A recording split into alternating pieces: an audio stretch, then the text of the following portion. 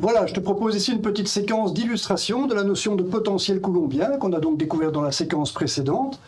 On le reconnaît ici, c'est le potentiel en Q sur 4 pi epsilon 0 R, qui représente tout simplement la distribution de potentiel générée dans l'espace ici par cette petite charge ponctuelle Q. C'est donc bien le potentiel associé au champ coulombien en 1 sur R carré qu'on connaît depuis bien longtemps. Alors voilà, pour que tu comprennes bien les illustrations que je vais te proposer par la suite, j'aimerais bien revenir ici sur l'interprétation physique de ce résultat. On n'a pas encore eu l'occasion de beaucoup en parler, et donc c'est de ça que je vais te parler d'abord. Pour ça, je représente ici le potentiel coulombien sous forme graphique. Ceci est le graphe de cette fonction Q sur 4 pi epsilon 0 R. Elle est représentée sans unité ici, c'est pour une charge quelconque. Elle est positive, c'est la seule chose qu'on peut dire, puisque tu vois que V est partout positif ici, sur ce graphe. Donc voilà. Est-ce qu'on peut analyser ce résultat? Est-ce que ça a du sens d'un point de vue physique, ce résultat? Est-ce que c'est à ça qu'on doit s'attendre pour la distribution de potentiel générée par une charge Q positive? Ce sont toutes les questions qu'on va se poser ici. Et pour y répondre, je vais tout simplement me baser sur la définition du potentiel. La définition du potentiel qu'on voit ici sous forme de cette intégrale de circulation du champ électrique, prise depuis l'infini jusqu'à R depuis l'infini, ça veut dire que je pars du point de référence à l'infini de potentiel nul. C'est donc bien le potentiel absolu que j'exprime ici, c'est donc bien la distribution de potentiel à une certaine distance R de la charge. Je vais trouver, comme pour le potentiel, la valeur de cette intégrale. Et donc pour interpréter le potentiel, je vais revenir ici sur son interprétation de cette intégrale, et pour ça, je vais introduire la charge d'essai Q0. Je multiplie à gauche et à droite par cette charge d'essai Q0, et je vois apparaître grâce à ça moins Q0 fois E, qui n'est rien d'autre que la force à appliquer une charge d'essai pour contrer l'effet du champ. Le champ ici, il va induire une force répulsive sur une charge d'essai positive, et je dois combattre cette force répulsive depuis l'infini jusqu'à la distance R ici pour amener cette charge donc à la distance R. C'est donc ce que je vais faire, je vais amener cette charge d'essai jusqu'à la distance R, voilà, pour ça je dois effectivement combattre la force de Coulomb ici, je dois appliquer la force moins Q0 fois E. Et le travail que je calcule ici, on voit qui va me donner le potentiel, il me suffit effectivement de diviser ce travail par la charge d'essai Q0 pour obtenir le potentiel. Tout ça pour que tu te rappelles bien que le potentiel aura des valeurs différentes en tout point de l'espace et que ces valeurs représentent tout simplement le travail qu'il faut effectuer depuis l'infini jusqu'à un point donné, par exemple celui-ci, et que ce travail, en le divisant donc par Q0, tu obtiens le potentiel. Donc c'est bien ça que représente le potentiel. Le potentiel représente ce travail nécessaire à effectuer depuis l'infini pour amener une charge d'essai. C'est pourquoi je vais me permettre ici de multiplier en grisé, comme tu vois, c'est juste pour te suggérer d'interpréter le potentiel comme ça. Il vaut mieux toujours associer le potentiel à cette notion d'énergie nécessaire à amener depuis l'infini, avec une charge d'essai, pour arriver à une certaine distance R. J'arriverai à une certaine distance R, je trouverai une certaine valeur pour le potentiel. Si je multiplie ce potentiel par Q0, j'ai ce travail. Donc le travail, on sait bien qu'il n'est pas perdu, c'est le travail d'une force fondamentale de la nature ici, qui est la force électrique. Elle est conservative, cette force, et donc forcément, ce travail n'est pas perdu, je peux le transformer en énergie potentielle. C'est bien ça que représente Q0 fois V. Donc voilà, ce graphe ici, je vais l'interpréter de temps en temps avec le potentiel, mais aussi de temps en temps comme représentant l'énergie potentielle. C'est pourquoi je laisse le Q0 à côté du V ici, parce que je vais alterner entre les deux interprétations. Voilà. Alors, est-ce qu'il est normal d'obtenir une forme de courbe comme celle-ci? Pourquoi une courbe en 1 sur R telle que celle-ci pour représenter ce travail à effectuer depuis l'infini? Voilà, on va un petit peu analyser cette courbe. On va se demander pourquoi d'abord elle monte.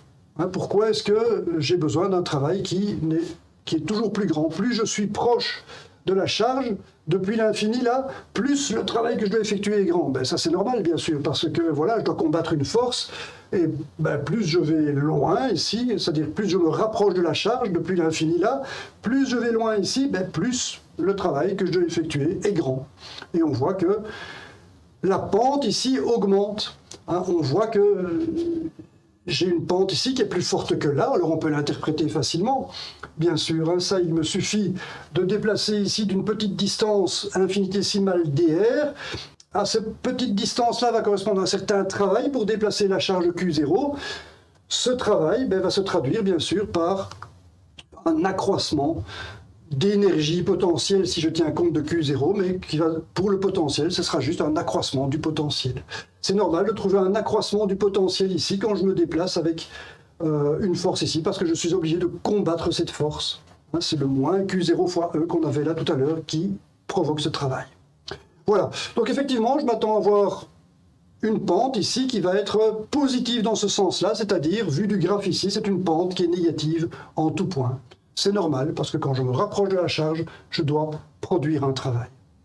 Voilà. Alors, pourquoi est-ce que la pente diminue? Pourquoi est-ce qu'ici la pente est plus petite? Eh bien, il me suffit de refaire la même expérience ici, et tu vois que quand je mets la charge d'essai là, le champ est beaucoup plus petit, il diminue en 1 sur r carré, c'est normal. Et donc là, si j'effectue exactement la même expérience, je recule ici de dr vers la charge là, forcément le travail effectué est beaucoup plus petit, puisque la force est beaucoup plus petite. Et donc voilà, la variation de potentiel à laquelle correspond est toute petite, on la voit à peine ici. C'est normal, le champ est devenu tout petit, la force électrique est devenue toute petite. Voilà, donc l'allure de la courbe est tout à fait normale. Hein. Si je continue à m'éloigner ici, je finirai par avoir un champ nul. Et donc là, je vais tomber sur un comportement asymptotique ici, que je mets en coupant l'axe ici pour dire je suis à l'infini. Hein, j'ai bien un comportement asymptotique d'asymptote horizontale. Je vais forcément tomber à un moment donné sur la zone de champ nul ici à l'infini. Si le champ est nul, je peux déplacer la charge sans fournir le moindre travail. Je vais rester ici sur une horizontale en zéro. Et forcément, ceci correspond au potentiel de référence. Hein, à l'infini, j'ai un potentiel nul. On le voit bien, quand R vaut l'infini, j'ai un potentiel nul. Donc tout ça est tout à fait cohérent, en tout cas pour ce côté-ci de la courbe, on le comprend très bien, mais on peut aussi aller à l'extrémité ici pour voir ce qui se produit. À l'extrémité ici, qu'est-ce qui va se passer? La pente va devenir de plus en plus grande, puisque voilà, je vais arriver ici contre la charge, et contre la charge, je suis en R égale à 0, 1 sur R carré tend vers l'infini. Et donc je m'attends ici à ce que le saut de potentiel que je vais effectuer quand je serai contre la charge ici, il est illimité, il va devenir grand, il va devenir infini. La pente va tout simplement tendre vers l'infini. Et j'ai donc bien un comportement ici, un comportement asymptotique d'asymptote verticale. Ok, et c'est bien sûr ce qui est prévu ici dans cette forme mathématique. Je vois 1 sur R en 0 ici, ça me donne bien l'infini. Ok, voilà, alors... Bon, ici, j'ai fait de la physique avec les mains pour investiguer la pente. On peut faire ça plus sérieusement en se disant que la pente que j'ai ici, dV sur dr, n'est rien d'autre que la dérivée du potentiel. La pente, on sait bien que ça va être dV ici sur dr. Voilà, donc je vais dériver tout simplement le potentiel dV sur dr. Je dérive 1 sur r et j'ai forcément moins 1 sur r carré comme résultat. Et là, qu'est-ce qu'on observe? On observe l'expression de la composante radiale du champ, c'est-à-dire le champ lui-même, Q sur 4pi epsilon 0 r carré. Je le retrouve ici avec un signe moins. Et ça, forcément, c'est pas une surprise. C'est pas une surprise, puisque le potentiel est construit sur l'intégrale du champ. Si j'intègre ici sur l'axe de coordonnées radiales, je peux changer le dl en dr1r. 1r fois e, les 1r vont s'en aller, je peux enlever les vecteurs, c'est e dr. Et donc voilà, c'est tout à fait normal que v apparaisse comme la primitive du champ. Et c'est bien ça qu'on obtient. On voit bien ici le champ avec un signe moins, et on voit que v est bien la fonction qui, dérivée, me donne moins le champ. C'est tout à fait normal, c'est comme ça qu'on a construit ce résultat, c'est le potentiel coulombien qu'on a obtenu par résolution de cette intégrale. Donc voilà, c'est pas du tout une surprise d'obtenir ceci, et on voit donc que la pente ici, elle représente tout simplement le module du champ quelque part. Si je prends la pente sans tenir compte de son signe, sans discuter le signe moins ici, j'ai une pente qui est très forte ici, parce que le champ est en 1 sur r carré, et elle diminue en 1 sur r carré, la pente. Ok? Donc voilà, ceci fournit en fait un lien différentiel entre le potentiel et le champ. Un lien différentiel qu'on peut en fait généraliser pour tout potentiel sous la formule suivante. C'est la formule qui me donne ici le gradient du potentiel. On peut montrer que le gradient du potentiel, c'est moins le champ. Ce qui est exactement le résultat qu'on a obtenu ici pour ce potentiel coulombien. Mais je répète, Ceci est une formule tout à fait générale qu'on peut appliquer en toutes circonstances pour obtenir le champ à partir de la connaissance du potentiel. Pour le moment, c'est le contraire qu'on a fait. Pour le moment, on a obtenu le potentiel à partir de la connaissance du champ. Ce potentiel coulombien, je l'ai obtenu à partir de la connaissance du champ coulombien. Et ici, on voit qu'on a une petite formule qu'on étudiera plus tard dans une séquence consacrée à ça. Grâce à cette opération mathématique bizarre ici qu'on appelle le gradient, on peut obtenir le champ à partir de la connaissance du potentiel. Ceci va être quelque chose d'intéressant. On le découvrira donc dans cette séquence que tu rencontreras donc sur Clipedia, que tu trouveras sur Clipedia très bientôt. Voilà. Voilà, donc tout ceci était valable pour une charge positive. J'ai bien dit ça au départ. Ceci correspond bien à un Q positif. Mais bien sûr, des charges négatives, ça existe dans la nature. Donc je dois considérer ce qui se passe quand la charge Q est négative. Dans ce cas-là, un signe moins va apparaître ici devant. Si je prends la charge Q de même valeur absolue que celle-ci, mais juste avec le signe moins, eh bien, je trouverai forcément l'image par symétrie axiale ici par rapport à l'axe de coordonnées radiales. Donc voilà, j'ai l'image miroir ici de ce potentiel. Ça, c'est le potentiel correspondant à une charge négative. Son allure a complètement changé. Cette fois-ci, on va vers moins l'infini ici. On monte comme ceci. Est-ce que c'est normal ? Oui, on s'en doute bien. On va retrouver ici la physique des choses, tout à fait normale. Je vais représenter ici la charge Q qui, cette fois-ci, est négative. La charge d'essai qui sera toujours considérée comme positive. Je la multiplie ici. Elle est toujours considérée comme positive. Voilà. Qu'est-ce que j'ai maintenant ? Si cette charge est négative, le champ a changé. Tout à l'heure, j'avais un champ dirigé par là. Maintenant, forcément, il est attractif. Le champ va être dirigé vers la charge. Donc, je dois changer ça, bien sûr. Si Q est négatif, le champ est en moins 1 sur R. 1R, pardon. En moins 1R, ça veut dire que le champ est grand. Il est par là. Ça veut dire que la charge est attirée vers la charge ici. OK ? Et donc, si je veux la déplacer, cette fois-ci en l'éloignant, je vais devoir combattre cette force. Et donc, je vais créer, bien sûr, j'aurai besoin d'un travail qui correspond à la création d'énergie potentielle. Et on comprend pourquoi maintenant la courbe monte plutôt que descendre. Ici, c'était pour rapprocher la charge que j'avais besoin de travail, que je crée de l'énergie potentielle. Ici, c'est pour l'éloigner que je crée de l'énergie potentielle. C'est-à-dire que j'augmente le potentiel tout court si je ne regarde que V plutôt que Q0 fois V. OK ? Donc voilà, c'est tout à fait normal. Et si la pente diminue, on peut réanalyser ça, mais je vais le faire ici très brièvement. Si la pente diminue, c'est tout simplement parce que quand je recule Q0 ici, le champ diminue. Et donc c'est de plus en plus facile pour moi de reculer. Le travail par unité de longueur ici à effectuer devient de plus en plus petit, jusqu'à avoir ce comportement asymptotique d'asymptote horizontale ici correspondant à l'axe de coordonnées radiales. Voilà, tout ça est très cohérent. Il n'y a pas de problème. On a ici donc l'image de ce qu'on appelle un potentiel attractif, symbolisé par la force ici, qui est attractive. Une charge positive est attirée par cette charge négative, tandis qu'ici on a l'image d'un potentiel qu'on appelle répulsif. Répulsif, pourquoi ? C'est parce que c'est pour rapprocher la charge que je crée du potentiel ici. Ça veut dire que je dois combattre une force répulsive. Voilà, ce caractère répulsif, on peut tout de suite le voir avec la notion d'énergie. Je prends une particule, une charge d'essai qui se trouvera à la distance R qui est représentée ici par cette droite. Je suis à une distance R ici avec ma charge d'essai. Qu'est-ce que je vois ? Je vois que son énergie potentielle est importante. Si elle n'a pas de vitesse, cette énergie potentielle, c'est son énergie totale. Et puis voilà, j'imagine maintenant que je vais lâcher cette charge-là. Elle subit la force répulsive, bien sûr, et on va voir apparaître ici le mouvement à énergie constante. Ça représente l'énergie qui est conservée dans la nature. Et je vois donc que puisque l'énergie potentielle diminue, eh bien, il va avoir de la place ici pour de l'énergie cinétique. Quand je vais lâcher la charge d'essai ici, elle va être repoussée à l'infini, où elle va acquérir une énergie cinétique qui va grandir, grandir, grandir, jusqu'à être égale à l'énergie potentielle de départ. Donc voilà, dans le cas ici, d'un potentiel répulsif comme ceci, je peux interpréter la valeur du potentiel ou de l'énergie potentielle qu'elle traduit. Je peux voir cette hauteur-ci, ce V ou bien ce Q0 fois V, comme représentant tout simplement l'énergie cinétique accumulée à l'infini. La charge, en la lâchant ici, la charge d'essai, à l'infini, elle va avoir cette énergie-là. Donc voilà, si je la lâche ici, elle aura une énergie à l'infini qui sera plus petite, et puis de plus en plus petite comme ça. Plus je suis loin, plus la charge aura une énergie ici qui sera petite. C'est ça que m'indique cette courbe. Ça, c'est l'interprétation d'un potentiel répulsif. Je peux faire la même chose ici, bien sûr, en me disant que la différence ici entre le zéro d'énergie Et le potentiel, qui est négatif, eh bien, je peux appeler ça l'énergie cinétique, forcément. Parce que je peux considérer la charge d'essai cette fois-ci à l'infini. Je vais la lâcher ici, elle va être prise par le champ ici, elle va être attirée. Et on voit que son énergie cinétique ne va faire qu'augmenter. Son énergie était nulle, elle restera nulle jusqu'au bout. Et puisque le potentiel diminue, l'énergie cinétique augmente. Et on voit comme ça que l'énergie cinétique tend vers l'infini. La charge d'essai va tomber comme dans un puits sans fin.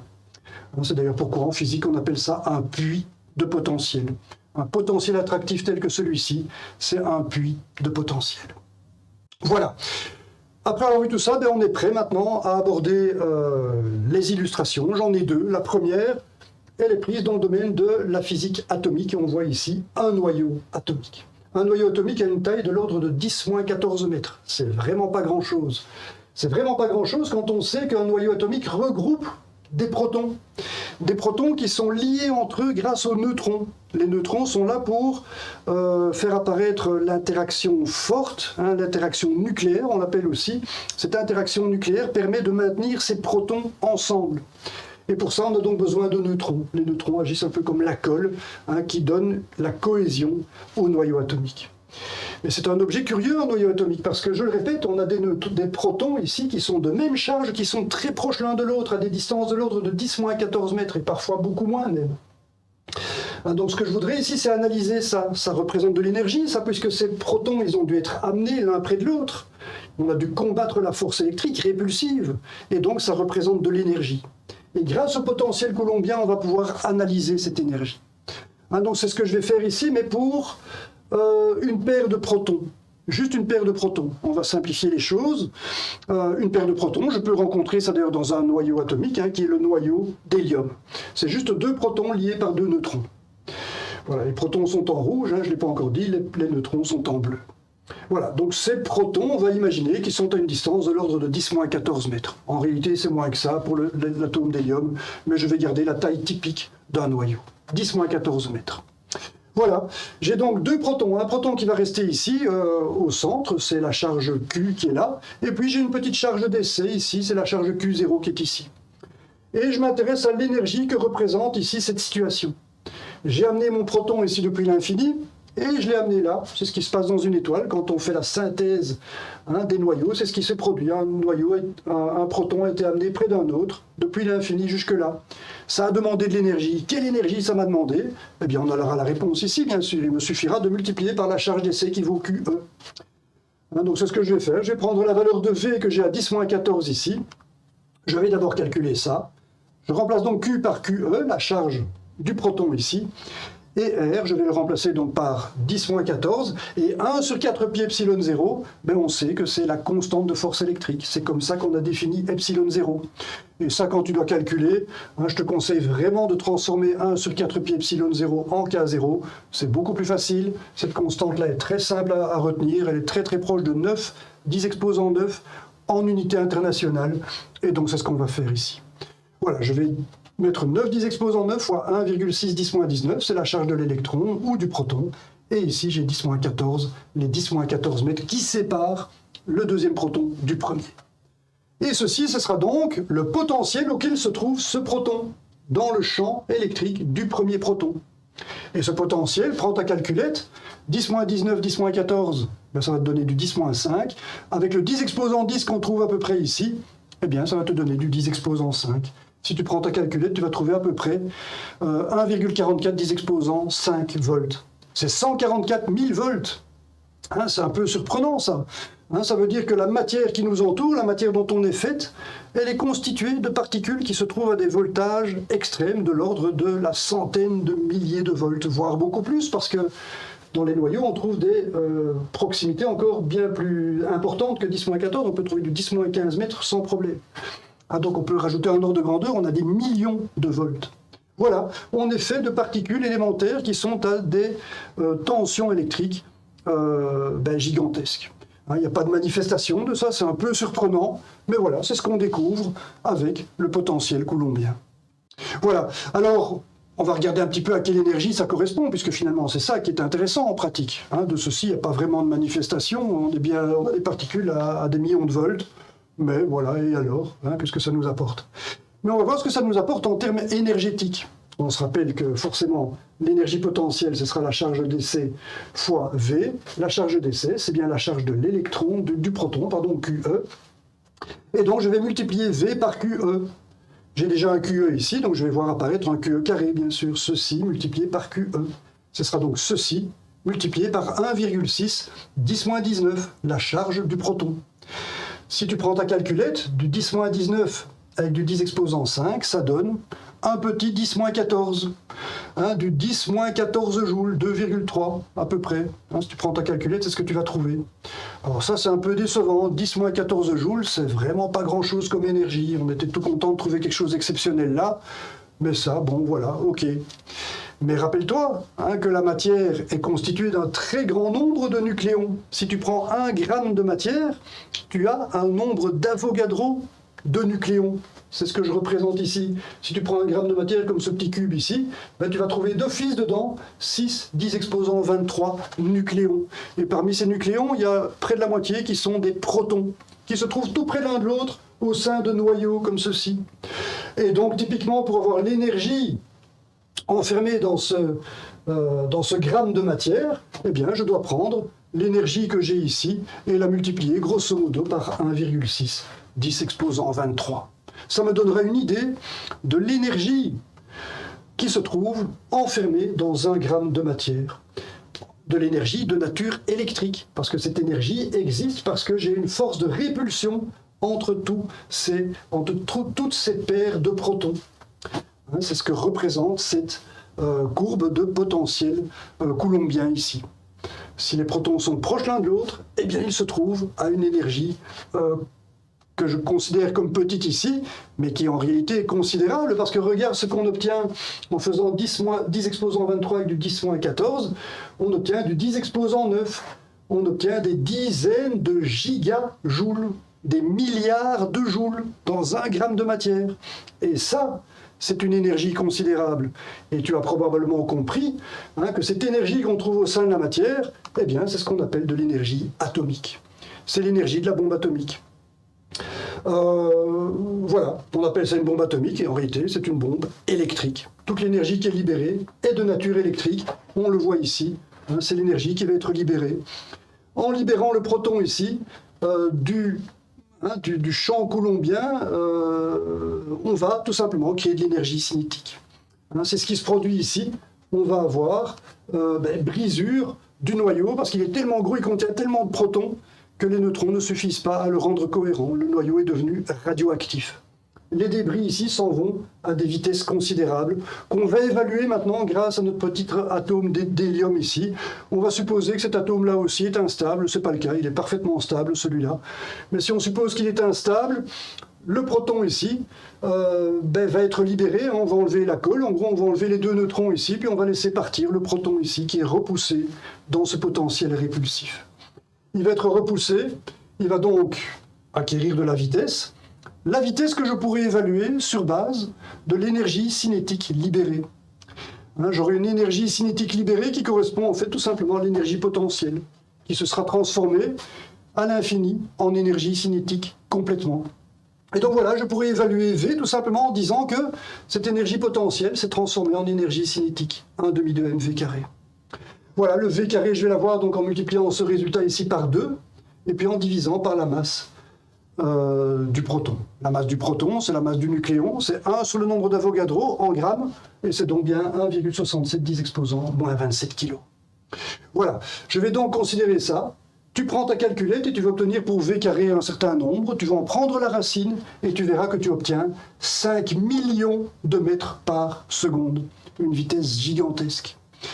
Ça donne l'ordre de grandeur de la vitesse acquise par les débris comme ceci dans soit une explosion nucléaire, mais on va prendre une application un peu plus civilisée ici, un peu plus gentille, c'est celle de la centrale atomique. Si on fait fi ici des problèmes écologiques que créent les matières radioactives qui sont générées, on va prendre le côté positif ici. Dans ces centrales, qu'est-ce qui se passe ? Eh bien, on fait comme ça se briser des noyaux atomiques. Les vitesses qu'on récupère sont en fait créées à l'échelle microscopique. Ce sont des vitesses qui sont de l'énergie, qui créent de l'énergie cinétique à l'échelle microscopique. L'énergie cinétique à l'échelle microscopique, eh bien, c'est de la chaleur, c'est de l'agitation thermique. Cette chaleur permet de chauffer de l'eau, l'eau se transforme en vapeur, la vapeur est fournie sous pression, elle est conduite vers des turbines qui font tourner des alternateurs, ces alternateurs qui nous donnent l'électricité avec laquelle tu me regardes maintenant sur ton ordinateur, eh bien, elle est pour bonne partie due à l'énergie des protons qui étaient ici ensemble. C'est cette énergie électrique qui a été libérée. Avec toute création d'énergie cinétique, énergie thermique, énergie électrique à nouveau, pour que tu puisses me regarder sur ton ordinateur. Voilà, c'est une belle illustration de la notion de potentiel coulombien. Voilà, on peut maintenant passer à la deuxième illustration. Alors pour ça, je reviens au contexte historique dans lequel j'ai introduit donc le potentiel coulombien. Je t'avais dit que c'était Laplace qui était le premier scientifique à avoir proposé l'utilisation de la notion de potentiel pour décrire des systèmes de charge électrique. Il a donc été amené à cette notion de potentiel coulombien. Et il s'était basé, bien sûr, sur les travaux de Lagrange. Lagrange qui, lui, résolvait des problèmes de mécanique céleste. Voilà, alors on voit qu'il n'a pas fallu grand-chose à Laplace pour faire cette proposition, parce que tout était déjà installé avec Lagrange. On a déjà un champ en 1 sur r carré. Ici, on a bien le champ 1 sur r carré. C'est juste la constante, ici, Q sur 4pi epsilon 0 qui est remplacée, qui remplace la constante moins g fois m. Et cette constante moins g fois m, on la trouve ici dans le potentiel gravitationnel introduit par Lagrange. Et donc c'est tout à fait normal. Puisqu'on retrouve la même constante ici, on a une fonction en 1 sur r avec cette constante, c'est tout à fait normal de retrouver la fonction en 1 sur r avec la même constante qu'ici pour le potentiel. Donc cette contribution de Laplace, en fait, elle est juste conceptuelle, c'est une contribution extrêmement mineure pour lui. C'était un génie mathématique notamment. Ceci, c'est juste une proposition, comme ça, une espèce d'intuition qu'il a eue, de dire que, voilà, si c'est intéressant pour la gravitation, ce sera très certainement un jour intéressant pour les systèmes de charge électrique. Voilà. Il n'a pas fait grand-chose de cette idée lui-même, il a juste fait cette proposition, et on va voir à quoi ça a mené, parce qu'effectivement, c'est quelque chose de très concret. Ce champ électrique ici paraît abstrait, mais si on met un objet concret ici dans le champ gravitationnel de la Terre, par exemple la Lune, eh bien, je peux exprimer maintenant, grâce à ce champ, la force que subit la Lune dans le champ gravitationnel. Je multiplie par la masse de la Lune, à gauche et à droite, et j'ai bien sûr la force, c'est-à-dire le poids de la Lune dans le champ gravitationnel terrestre. Ok ? Avec le potentiel, c'est la même chose. Il me suffit de multiplier par la masse de la Lune pour obtenir l'énergie potentielle de la Lune. Et on constate avec le moins ici qu'il s'agit d'un potentiel attractif, comme on l'avait tout à l'heure avec la charge électrique négative. Voilà. Et c'est ce que Lagrange a utilisé. Lagrange a utilisé cette information aussi pour appliquer le principe de conservation de l'énergie et décrire de façon extrêmement pratique, sous le plan mathématique, le comportement des objets célestes, tels que la Lune, autour de la Terre. Ok ? Voilà. Alors, comme je disais, Laplace de son temps n'en a pas fait grand-chose. C'est juste une proposition qu'il a faite. Il a fallu attendre des dizaines et des dizaines d'années, presque 100 ans, pour pouvoir mettre son idée à profit. Il a fallu attendre Thomson, en fait, pour la découverte de l'électron. L'électron a été découvert par Thomson au tournant du 19e et 20e siècle. C'est relativement récent comme découverte. Donc je vais placer ici cette charge d'essai de l'électron, je vais mettre moins QE. Et tu remarques que cette fois-ci, la charge d'essai, elle est négative. Qu'est-ce que je dirais, une bonne quinzaine d'années plus tard, voire presque 20 ans, c'est Rutherford qui découvre le noyau atomique. Et donc, je vais te proposer ici de prendre pour la charge Q, eh bien, le noyau le plus simple qu'on puisse imaginer, c'est le noyau de l'atome d'hydrogène, c'est le proton, QE. Je vais donc adapter la situation ici au noyau de l'hydrogène QE. Je remplace donc Q par QE, voilà. À ce moment-là, je me retrouve avec une situation qui n'est pas analogue à la gravitation, on est bien d'accord, je reste avec un champ en 1 sur R, alors qu'ici le champ est en moins 1 sur R. Bref. Mais on sait bien que puisque la charge d'essai maintenant est négative, ce champ qui donne des forces a priori répulsives exprime en fait une force attractive sur une charge d'essai négative. Il me suffit de multiplier ça par moins QE pour m'en rendre compte. L'électron va bien être attiré par le proton. Ok ? Et bien sûr, de même pour le potentiel qui nous intéresse ici, pour avoir l'énergie potentielle, eh bien je dois multiplier par moins QE. Voilà qui est fait, l'énergie potentielle, c'est moins QE carré sur 4pi epsilon 0 R. Et là, je me retrouve dans une situation tout à fait analogue à celle qui était étudiée par Lagrange dans le contexte gravitationnel. J'ai bien un champ de force attractif, en 1 sur R carré, et un potentiel attractif, comme la Lune est prise ici dans le puits de potentiel de la Terre, l'électron est pris dans le puits de potentiel du proton. Et donc l'électron et la Lune vont se comporter de manière tout à fait analogue autour ici. Lune, la Lune ce sera pour la Terre, tandis que l'électron tournera autour du proton. Voilà. Et on a ici ce que Rutherford a proposé en premier lieu, c'est le modèle planétaire, le modèle planétaire de l'atome, dans lequel l'électron est décrit exactement de la même manière que ce que Lagrange avait fait pour décrire le comportement d'un astre qui tourne autour d'un autre.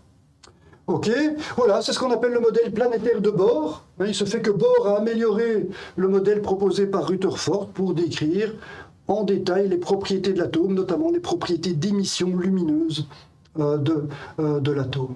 Voilà, c'est connu donc comme le modèle de Bohr de l'atome, qui est basé donc sur ce potentiel coulombien.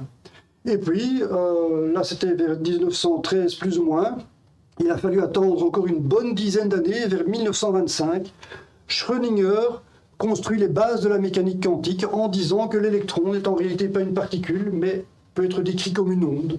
Une onde qui peut prendre une drôle de forme ici, ce qu'on appelle le nuage atomique. Le noyau se trouve ici, au centre de ce disque ici. Voilà, ceci, ça représente ce qu'on appelle la fonction d'onde de l'électron. C'est ce nuage électronique qui peut prendre des formes bizarres. Il peut aussi être simplement une sphère. Mais voilà, cette forme-là existe aussi.